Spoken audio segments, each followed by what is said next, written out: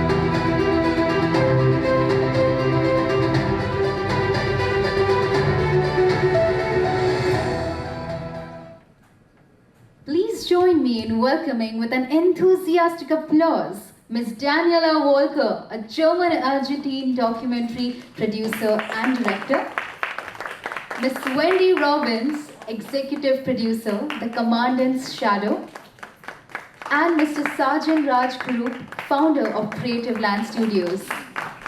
And please welcome with them our moderator for this evening, Mr. Mayank Shekhar, a renowned film critic, writer, and head of entertainment at Midday.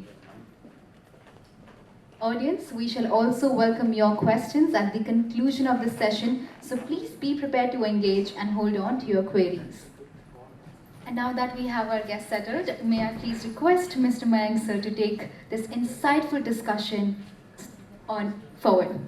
Well, what we promise will be an insightful discussion on, of course, the film, The Commandant's Shadow. We'll be looking at the larger documentary scene in general. But I think what we will start this conversation with is getting to know the three people on this panel better, to know your lives, to know your journeys, and of course, how did you get into films firstly? And in particular, how did you get into the movie, The Commandant's Shadow? I've just seen the film. It's a fascinating account. Totally moves you. It's a touching film that makes its debut at the Mumbai International Film Festival tomorrow. It does its Asia premiere in Mumbai tomorrow, which also has an India connection. All of these things that we look at. But I'm going to start with you, Daniella. Argentinian, German movie on Jews, Holocaust, with the Indian man here, with the British woman there, both of them involved with the film. What is your life story firstly, and how did you get into this movie? So I'm half Argentinian, half German, grew up partly in Colombia and ended up in Britain, where I eventually got a job at the BBC. So I was there for about 11, 12 years, making films around the world, including in India many times. And I've since worked on one-off documentaries and series for Netflix, CNN, PBS, a lot of really international channels. And Wendy will talk about how we met, because we met in India, and it has a lot to do with filmmaking and the BBC. But how did this film happen to you in particular, The Commandant's Shadow? I was initially contacted by the daughter of an Auschwitz survivor about making a film about her experiences of trauma. And because I make longer films, I felt it was an element of a story, but not a story on its own. So I started looking around. I came across the autobiography written by Rudolf Höss, which I was amazed no one had ever made a documentary about. It's a unique document because he was both perpetrator and prime witness, but very unusual. And then I came across his descendants. He has a son and had a daughter. She died after we filmed her, and a grandson who was the same generation as Maya, the survivor's daughter. So it all came together gradually and organically, developed into a story you saw. Well, I'll tell you about the origins, how Daniella and I met, and then how Raj was involved as well. So this film is, as Daniella was saying, about a father and son and a mother and daughter. And the father and son are the son and grandson of what's been called the world's biggest mass murderer, Rudolf Höss, who killed 1.3 million people at the death camp Auschwitz in Poland during the Second World War. And his son and grandson go on a journey in the film, which hopefully you'll see tomorrow, to come to terms with their hereditary burden and what their ancestor did. And as part of the film, they come and meet our mother and daughter in London, and the mother is a nearly 99-year-old survivor of the camp. And the extraordinary thing about Daniella's film is that the death camp Auschwitz was experienced by the son of the commandant and Anita, our survivor, who were on literally different sides of the fence. As our Hans-Jürgen, who is 87, he was the son of the commandant, as he was playing in the garden where his father was the boss of the death camp, our survivor was playing for her life the cello in an orchestra to try and stay alive. So the film is about the moment 80 years later that these two people across the divide meet. Now, Daniella and I met just once in India, in this fantastic country of yours, in a place called Gwalior, where we were making a film about the BBC. And it was one of those very intense filming experiences. We were trying to capture very difficult things on camera. And as a result, in those 10 days in India, we really bonded and we shared lots of intimate stories, as you do when you're on the road. And I was telling her about my Jewish family, the Jewish side called the Goldsteins, and all the funny stories about them. For some reason, we didn't talk again for 25 years. We left India, we never spoke to each other or saw each other again. And then I got a call from Daniella out of the blue, and she was a little bit in a low mood because she'd been trying to make this film for nearly 4 years, and she'd run out of money and run out of ideas and run out of places to go. And she found me in her phone. And she thought, oh, Wendy Robbins. I remember her telling me a story when we were in India about the Goldstein family, the Jewish family she knew. Maybe she knows a way that we can get this film made.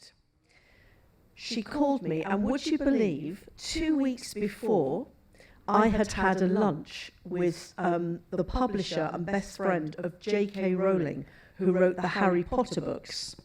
And we were speaking to him about Harry Potter and different documentaries. When we left the lunch, he said, oh, by the way, if you ever come across anything interesting about the Holocaust, my father died, and he wanted to keep the memory of the Holocaust alive. So if you ever have anything interesting, please do come back to me. I might help you with the funding of it.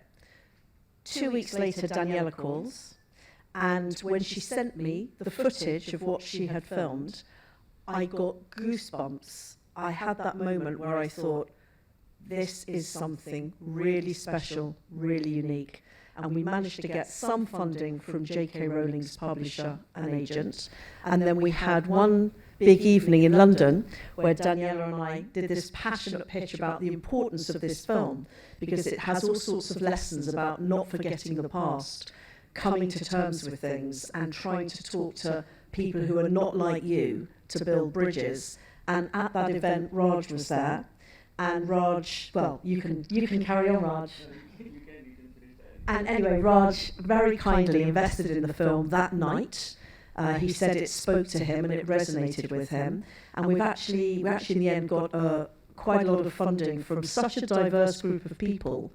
But everything about this film, like I was telling you about Us Two in India, and then the J.K. Rowling guy, everything has been serendipity and moments of extraordinary coincidence. And we're very blessed to be sitting here today telling you about it. Because I should say, you can have the best story in the world, you can have filmed it in the best possible way, you know, it's always about the money. That's one thing I've come to learn. So, you know, if I'd known how hard it would be to raise enough money to finish the film, you know, perhaps I would have never started it, so it was a good thing I didn't. But yeah, the funding is really important, as everyone here probably knows. So, you know, that was a really extraordinary event to get all of you together, everyone putting in money to allow us to basically get the film ready. So for all the people who are going to watch this film tomorrow, you obviously played a footage from the movie at the fundraiser where Raj was there. What was that footage? What did you see, and what was it that really moved you? What did you watch? Yeah, so I'll backtrack a little bit and just give a bit of a thing about, you know, you remember Cinema Paradiso, the kid? Yes. So if that kid grew up in India, that would be me, right? So I spent, since the age of 7, I grew up in a design school. I never studied there, but I learned a lot. And I was usually... Like parents were teachers at the design school? No, my father was the chief secretary of NID, so Okay. we just grew up on campus, Right. privilege, right? And what happened is that, but I grew up like a kid in a candy store, and I remember just I was fascinated by cinema, and I used to really genuinely crack deals with the projector man, because most of the films were like Godard and all that. It's all A, right? Like, so, you know, kids are not allowed, right? But I used to stand in the projector room and watch it. So that film really resonated with me, and it's always stayed with me, right? So that's where the journey is, and then I stumbled into advertising. I did multiple things, and then sort of decided to invest in a very interesting content company in the UK, and that's how I met Wendy and the entire gang there. And you know, this was a film that was on the slate, which I really thought was it was a very powerful sort of the log line was so powerful and really interesting, just the way. And then when I was there, Neil Blair was actually doing a fundraiser at the Warner Theatre, and I saw the trailer for the first time, and I was like, and I could visibly see every single person, once the trailer was played, it was just pin drop silence, and they were all kind of, everyone was moved, and I could feel the emotion was kind of palpable in that room. And in that moment, I just walked up to Neil and I said, Neil, I'm putting in some money, and Neil just that's the first time he was very Indian about it. He just like that and just hugged me. Neil is the Harry Potter man. Yeah. And he's like, we're gonna do this, right? And that was the beginning of the journey. It was just beautiful, and then I just loved the way it's kind of turned out, and the kind of accolades it's getting all over the world, and how it's getting recognized. It's just these two ladies and the extended team who really sort of put a fabulous piece of work together. I'm really proud of it. But Raj, for someone who actively invests in media in general, this is an investment in a documentary film. Do you think over the past decade or so, there's been huge interest in documentaries as a genre for multiple reasons? One is distribution has become easier. I can watch it on Netflix anywhere in the world, something that I couldn't do before. Do you think that, and especially with Indian documentaries, do you think there's been a serious surge with not just the investment, but also interest levels and the way they've traveled in the past few years, Raj? I sincerely do agree, and I think there are some circumstantial reasons why documentaries have also, you know, it's always been great. You know, documentaries are always something that doesn't take as much time. You know, obviously there's it takes a lot of time. Yeah, I mean, it takes a lot of research, but it, you know, the story is sort of very clear, right? It's a lot more in control, right? And some of the paraphernalia that's involved is not there. It's got its own other challenges. But one interesting thing that happened post the SAG strike and everything was that the whole market started really opening up thanks to the streamers, where there's been a demand, and I've seen that people have started really investing in really strong documentaries, because there's some really interesting stories to be told in the world. And so to say, probably the world wants to watch really interesting true stories. Right, and I've seen that people are actually sort of being able to not just invest in documentaries because they feel for it, but it also makes sense business-wise to sort of really. So I really feel I do see that trend happening, and it's only going to be here for a longer while. Right. I mean, I'm also bringing in the idea of documentaries here because when you look at the story, I'm guessing both of your colleagues at BBC at some point. That's what it was, right? And of course, making documentaries at the time too for BBC Television or BBC Studios, as it were. Now, if we take this particular story, and again, I wish that all of you had already seen the film before we discuss, but you'll see it tomorrow. So it's treated as a promo in some form. But the person we're talking about, Rudolf Höss, clearly the biggest mass murderer in world history, responsible for 1.5 million deaths at the Auschwitz camp. Now, that same story has been dealt with in very different ways. So you take a book by Martin Amis in 2014. She's inspired by that character, but builds a completely different story. You take, of course, last year, Zone of Interest. Zone of Interest was also the Martin Amis novel, where Jonathan Glazer takes that same story and builds another narrative. How do you think your documentary film, in terms of its intention, or what it's trying to say, is different from the Jonathan Glazer movie that picked up the Oscars last year, or for that matter, the Martin Amis book that was widely loved in 2014? So it's a bit in London, people say when you wait for a bus, it doesn't come, and then you get two at once. So it's a bit like that. Actually, I started my film, and as I said, it developed from being contacted really by the survivor's daughter into becoming, very much also about the perpetrators. Because I always felt there cannot be a survivor or even a victim without a perpetrator, so their stories that belong together. And they obviously were making a fiction film adapting a book, so they're very different. My documentary really deals with, almost an entire century, and the fiction film deals with the year 1943 and a few months of 1944. That we mustn't forget it. I think that's one of the messages of our film. It's really, you have to know the past in order to really be able to overcome it. And, we end our film obviously with a message of hope, which is also important. Our Holocaust survivor meeting Rudolf Höss's son and saying we have to talk to each other. That can be applied to all sorts of other conflict situations. I think another key difference, obviously the film with Jonathan Glazer and our documentary cover the same family, who were the only civilians living in Auschwitz at the time. As Daniella says, we cover a longer period. But the other differences, I think, are, one, the house that the Höss family lived in is actually still there. Now, in the Zone of Interest, Jonathan Glazer and the team didn't get access to it. They built another house. Daniella here actually got into the real house. There was a Polish family living there, and she persuaded them to let us film. So taking, as you'll see in the film tomorrow, taking the son of Rudolf Höss back to his actual home, letting him go back to his bedroom, where he remembers seeing chimneys from his bedroom window, which actually were the crematoria, where his father was burning over 1 million people, is actually quite something.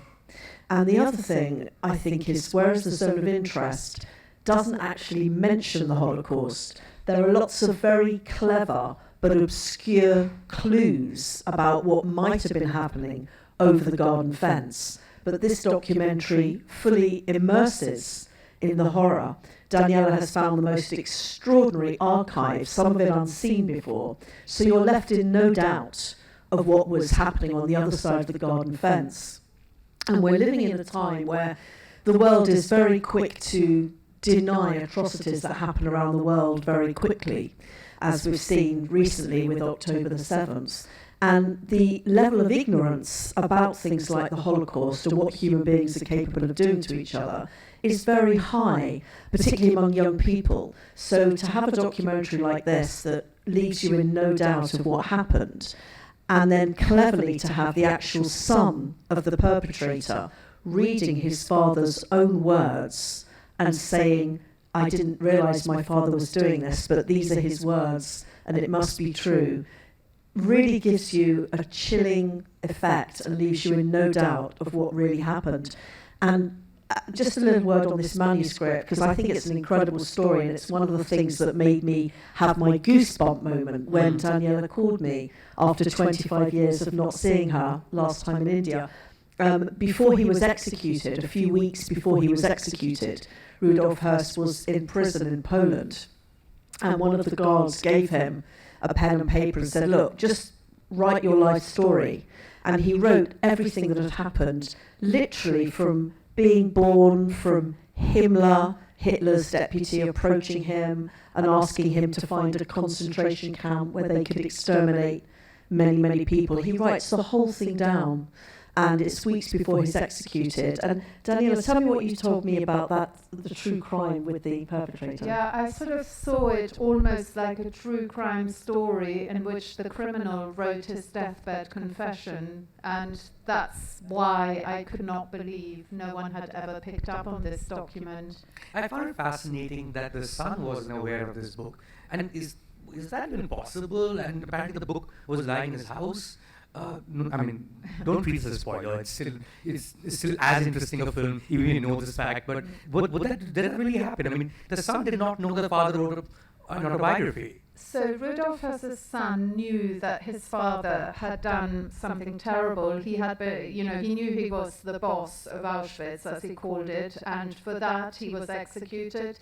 What he refused very consciously every day for most of his life was to actually look at what exactly he had done, because his father didn't just run a death camp, he imagined it. So he was told by Himmler, you have to exterminate a large part of Europe's Jews, work it out.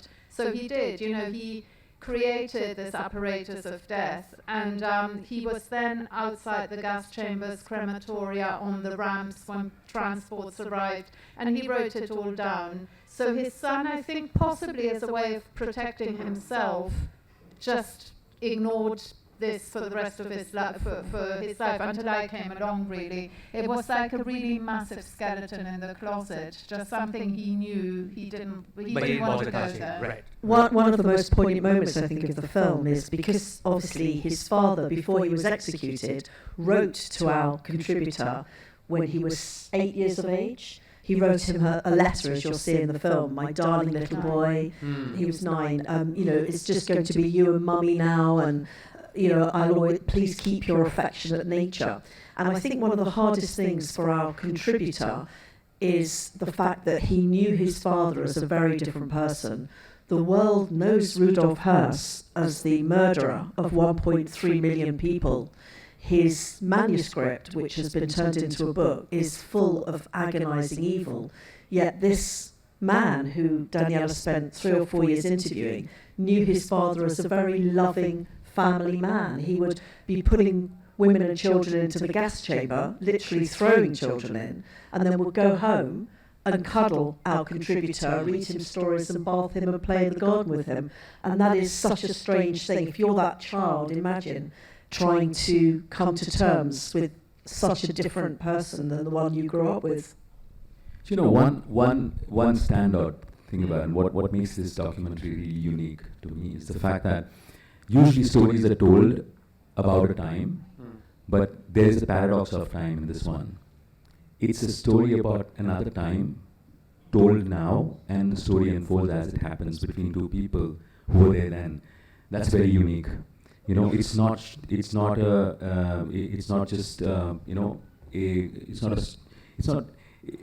looking at what happened then. It's about what's happening now between two people who would have never met then, right? So that the whole time dilation that's happening is what is extremely unique about the way the story is being told. Also, I mean, when you mentioned earlier about how when they did the pitch, and there were all these potential investors, the 3 people who came up and raised their hands was a Muslim, a Hindu, and a Catholic person. It's that universal, you think, Raj, especially for you who got involved in much later, that this is a story that can happen anywhere in the world. Of course, Holocaust has been unique in the sense that I hope it never happens ever again, and we'll get into whether it will, because that's also the central question in the movie itself. But do you think there is something about stories like these, because ultimately evil is also a person, and that person can exist anywhere at any point in time. Is that what drew you to the subject? So, I mean, I like the way you're looking at it. I just say, I feel that to me, it did not matter where we came from. I think it was quite, the room resonated, and it just so happens that 3 people came from 3 different parts of the world. It's a coincidence. It's a coincidence, right? I think we're all, finally, at the end of the day, there are stories that need to be told. There are stories, unique aspects of the stories need to be seen. I feel that there have been many stories about Holocaust. Way too many, and dealt with in very different ways. Jojo Rabbit is very different from A Life is Beautiful, is very different from a Schindler's List, and it's the same. But yet, there was a perspective which was not seen ever, right? Which was being beautifully brought forth by the Command and Shadow. And that's what, I mean, I think the perspective is what really moved everybody, because there are 2 sides, both sides exist, and both sides have their own narrative, and they both have their facts, and they both the truth. It's only when many years later, when they meet, there is some sort of a conclusion in their head, and that's what's beautiful. I think it's the perspective which this documentary brings together that makes it so With people unique. coming face to face, almost like a closure in some form. I think for the audience, from Indian perspective, the one film I can think of is actually 3 short documentaries called Rubaru, which Amir Khan produced, which is again like a perpetrator and a survivor meeting, including 26/11, the attacks that happened here. What I find very interesting here is the fact that you mentioned contributor when you refer to people in the film. It's kind of uncomfortable sometimes when they're referred to as cast, right, or character. Take us through the process of making this, because especially when you're filming something as sensitive as this, are there portions in the film that you would not keep because it's just going too dark as a territory? Are there portions that you did not want to keep for other reasons? Are there things that we have not seen in this film, that we will not see in this film, that you wish was there or you chose not to keep? Well, we had to, obviously we're already over an hour and a half, and I do watch a lot of other people's documentaries who send them, and I'm part of a mentorship program, so very often films are too long. So I basically had to just cut a lot of things, not because they were too dark, but because people would eventually sort of find the film is too long. And one of them was the backstory of the Hurst family, because Kai, the grandson of the commandant, and his father, the son, hadn't really seen each other for many years. Is that so? They were out of touch for 30 years, then reconnected, and then didn't see each other for another 5 years. And I came along for that meeting, and I found it interesting how in trauma in the past, when something in the family is unresolved, it can create a sort of distance. But it was one theme too many in a way to explore. Even in an hour and a half, you can only tell a certain number of stories, right. And that was just too much. And in an ideal world, we'd like to have included more of Poopy, who is Rudolf Hirsch's other surviving child, who was 90 when you filmed her. And that was, Raj was talking about the different perspectives in the film, and I think when you'll see it, you'll agree it's very multi-layered, and the perspectives are sort of like 360 degree. And one of the unique perspectives, and I'm told by Holocaust historians that this is the first time this has been captured on film, are 2 surviving children of such a senior Nazi. So Hans-Jürgen, our contributor, for want of a better word, Yes. goes to America, where, again, with that distance of trauma, he hasn't connected with his older sister, who he played with in the gardens of Auschwitz for 55 years. And Daniella films this extraordinary reunion of these 2 siblings, who almost immediately return to their 7 and 12-year-old selves. They're 87 and 90, actually, I think she's a little bit older. They're regressing to their childhood games they used to play. Hans-Jürgen, the son of the commandant, even wears a a silly hat he used to wear when he played with his sister. And the sister is very much not on the same journey as her brother, who's now read the book and has faced up to his past. She is like, Mummy and Daddy were wonderful, and she wouldn't hear a word against them. And Daniella offered, as the kind filmmaker, many chances for her to say something, either something to condemn the Holocaust or something to condemn what her father did. And she was quite resolute in, we had the most wonderful mother and father, and I think my dad was very strong, and he had to do this. And she even utters the extraordinary line, if my father killed so many people, how come there are all these survivors? And you just think, wow, what a different journey you've been on to your brother. Whole life. That's literally been her whole life. She's made herself believe something, which is right before the camera. When you take a film like this, and it's, for lack of a better word, a very dark subject, and you release it in 500 theaters across America, that's a tough call, Raj, in terms of investment. 700 cinemas across America. I think one is a huge. I think they believe quite a bit in this piece of work, and the theaters that we got is kind of testimony to how strongly they believe this film needs to be watched and seen and shared. So I'm very happy that it's got the number of screens. Did the zone of interest help you also gain interest levels higher for this film because of how big that film became last year? I think this film journey has been such a journey of serendipity, right? From the story of how they met, right, to to things happening. And the example that Daniella was giving, sometimes when a bus is delayed, it's for a reason. We couldn't be happier that somebody like Jonathan Glazer took a subject like that and actually sort of in another world, in a parallel world, decided to do that. Right, and we got people associated with that film as well who got on board and who sort of supported this and said that we love this story, and it just, I think every bit, if there was a God's Own Child sort of a film, this is actually one of those films. And not that we're being competitive here, but you mentioned Zone of Interest. When we were in Berlin last week for the Berlin premiere, Warner Brothers told us that The Commandant's Shadow, our documentary, is now going into more cinemas in Germany than the Zone of Interest.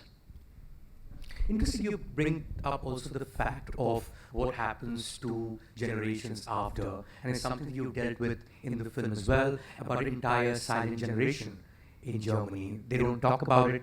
They don't want to mention it. They don't want to think about it, which is literally also your contributor in the movie, as it were. Is that something you've noticed about the country itself? That's really what they went through post-World War and post-Hitler. Yes, I think definitely. My father, although he lived a lot of his life in South America, was German, and he was 2 years older than Hans-Jürgen. So, his generation, born between 1935 and 45, after the war ended, it was almost like a veil of silence descended.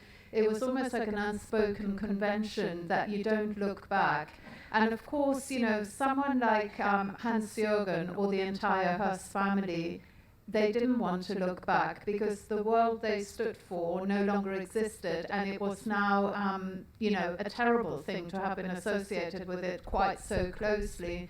So I think it wasn't until the 60s and the advent of, the leftist brigade, the Baader-Meinhof, the Red Army faction, that was a generation that suddenly looked at their parents and said, what did you do during the war? So I think it took certainly about 2 decades until people started, to some extent, engaging with the past. But this sort of deep analysis, someone like Hans-Jürgen, even then could not bring himself to confront his past. I think as they become very much older and face their own mortality, some people feel it's something they need to tie up loose ends. Daniella and I, talking of perspectives, had different perspectives. Originally, I'm Jewish. Some of my family died in the Holocaust, were killed. Daniella's non-Jewish German. And when I first met Hans-Jürgen, the son of the commandant, I didn't feel hostile towards him, but I felt, why has he shown no curiosity to meet Jewish people Or why has he not tried to put any light in the world, given that his father caused so much darkness? Now, obviously that's not his responsibility, it's not his fault. But I remember thinking the first time I met him, why have you led this quiet, anonymous life? You've done nothing of significance with your life in terms of Holocaust education. And Daniella very patiently explained to me what she's just said about that generation of German men. Some of them, to cope with it, almost made themselves small and quiet. And I now have a very different perspective on Hans-Jürgen, which is that I see him as something of a hero. He's found his moral courage. And at this stage of his life, aged 87, he didn't need to put himself on the public stage like this. This film is going around the world, it's really being talked about, and there he is, making himself vulnerable, exposing himself, and talking about the terrible, terrible crimes of his father. So I'm very happy, and it shows you also that at any age we can find our moral courage. Would you take your contributors across whenever the screenings happen? Would they be comfortable to come? I mean, they're of course already comfortable being in front of camera, but would they be comfortable to be out there on the stage? I mean, it's taken an 87-year-old man this long to even deal with it. If there wasn't her camera, he would have left the world without having dealt with it at all. Would they be comfortable being out there on the stage? Yeah, mainly they are. Hans-Jürgen, the son, spent a few months in hospital, so he came to our Berlin premiere, but he wasn't quite strong enough to be on stage and talk publicly. You know, that is something that you have to get used to. But he was definitely there, and because I've interviewed him so many times over such a long period of time, I felt quite confident answering for him because I know what he would say. And believe me, it took me a long time to actually draw out proper, useful information. When I first interviewed him, I went with a German cameraman who said to me as we were packing up, forget it, there's no story here. He didn't see anything, can't remember anything, doesn't talk. You know, he said yes and no pretty much. So let's go home. But you know, sometimes you have a nose for a story, and I just thought if I stick around for long enough, you know, there will be something really worthwhile. And you know, just the fact, I mean, I'd like to say, because documentaries, for them to get like a general release in a cinema is extraordinary. I mean, that Warner Brothers is just such a vote of confidence that, you know, we're getting basically the same release of Dune 2, you know, in terms of or Barbie. reach. Or Barbie. It's actually, we had the same team that did Barbie and Dune 2. How cool is that? You know, that's what changes about documentaries, Raj. I mean, you mentioned how they're more under control as against the big budget movies, but the fact is that they're actually not under control. She can take her entire team and meet a person and get yes and no for an answer and spend years doing that, whereas you have to put in the money for it. Do you think it becomes a little harder then to invest in documentaries than features that are fiction, because these are the actors, these are the people, these are the places you need to go and shoot and come back? This is a hard investment to make. Oh yeah, for sure. But that's something. When there's a story, and what Daniel just said, once you know that there's a nose for a story, I think it's you're always betting not just on you're betting on the filmmaker. Because you know their power to be able to go and pull that story out. I think the other thing that you mentioned, Raj, earlier in the conversation is about relevance of a story and how relevant the story is. And it's also a central question that you bring out through your contributors is, can Holocaust happen again? One. Second, we've already seen levels of violence that I think may be unprecedented from the time of the 40s. In any case, as we speak, there are two wars going on, whether it's Hamas and Israel or what's going on in Gaza. I want you to sort of delve into that aspect of the film and of the world we live in, because that's really where the movie is going. What do you make of Gaza? What do you make of what happened in Israel? What do you make of the current political situation? And how does one stop this cycle of violence, according to you, as an artist, as a filmmaker? So I think, I mean, our documentary has its own time and space, and by the time October the 7th happened, for example, we were about to send a cut to HBO, who we had a sort of first refusal with. So I think it got delayed, and we started thinking, how can we sort of in a way reflect, as you say, the biggest, anti-Semitic incident, a pogrom really, in our film without, in a way, stepping out of the time and space it deals with. So we went back to, I went through the interviews, and interestingly, Anita, who obviously lived through it the first time round, she kept saying to me, something like the Holocaust could happen again. It would look differently, but it could. And she sort of said human beings just behave atrociously badly. So it was interesting that she made it about how we are as humans. It's just intrinsic in us, the capacity for destruction. So we I built in a bit more of that to give the film maybe some relevance, because it would be weird if you didn't mention anything at all, but without explicitly mentioning. Because, I always think there's content and context. And to me, the 7th of October, for example, is the context within which our film now exists, but it's not part of the actual content. No, I think that's true. I mean, after the Hamas atrocity in Israel on October the 7th, we were really thinking, do we have to go back and interview people again to make it more relevant? But it was finding those bits in the film that made it more up to date. So, for example, Daniella found a bit in Our Rushes of Hans-Jürgen, the 87-year-old man in Auschwitz, having just witnessed the gallows upon which his father was hanged and contemplating what his father had done. And he says, Daniella says to him, "Is this what you imagined?" And he says, "This is unimaginable. I can only hope that we have learned from this, but I don't think we have, or there wouldn't be so much anti-Semitism as there is in the world today."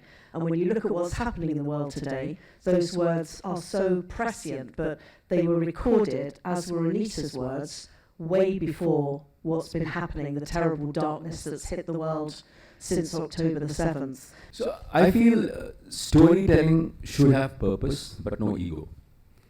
I don't think any film in the world can stop a war, right? To me, if I really want to, if that's how I feel, I would run for office. But as a filmmaker, I think what's most important, and as somebody who would love to back great stories, I think it's all about the honesty with which you tell the story, the relevance of the story, and just making sure that it's spreads itself for a larger audience to be aware. I think that's where it ends, right? Beyond that, it's very difficult for it to be a commentary on the state of the world, or the times that we live in. Much has been spoken about it. If you really feel about it, get out of your job, go and fight elections and run the office, is what I would always say. Well, also it's a story that is in every way possible, a mirror also of the times we live in. That's what all great stories do. This has been a great storytelling session from all of you. This has been a fascinating discussion. Thank you everyone for being here. And of course, please look forward to the film. I'm definitely going to watch it again as Command and Shadow makes its Asia premiere in Mumbai tomorrow. Thank you very much. Thank you. Thanks so much.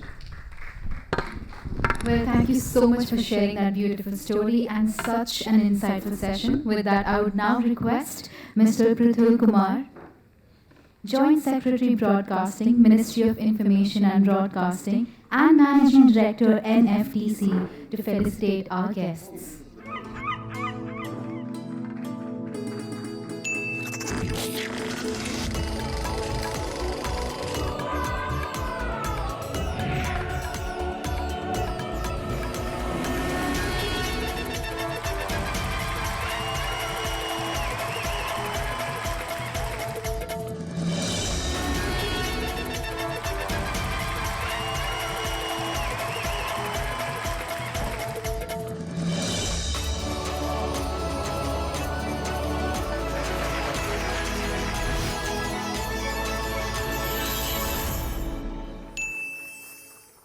Also taking this moment to thank our esteemed speakers for their valuable insights into today's topic.